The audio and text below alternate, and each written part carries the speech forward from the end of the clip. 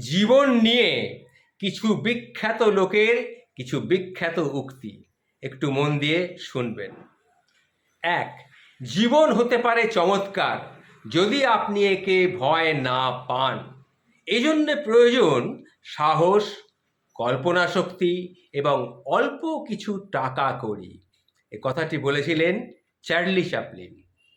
Number দুই, জীবন bicycle চালানোর মতো একটা ব্যাপার।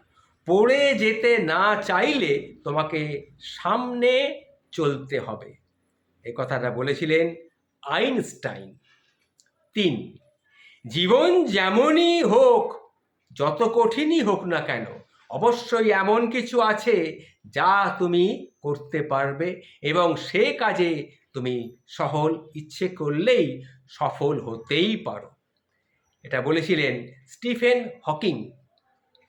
চার, জীবন সহজ নয়, আবার জটিলও নয়। জীবন জীবনের মতো, আমরাই একে সহজ করি, আবার আমরাই একে জটিল করি। এটা বলেছিলেন হুমায়ুন আহমেদ। পাঁচ, জীবন বিস্ময়কর হতে পারে যদি মানুষ একা আপনাকে ছেড়ে দেয়। এ কথাটি বলেছিলেন চার্লি চ্যাপলিন।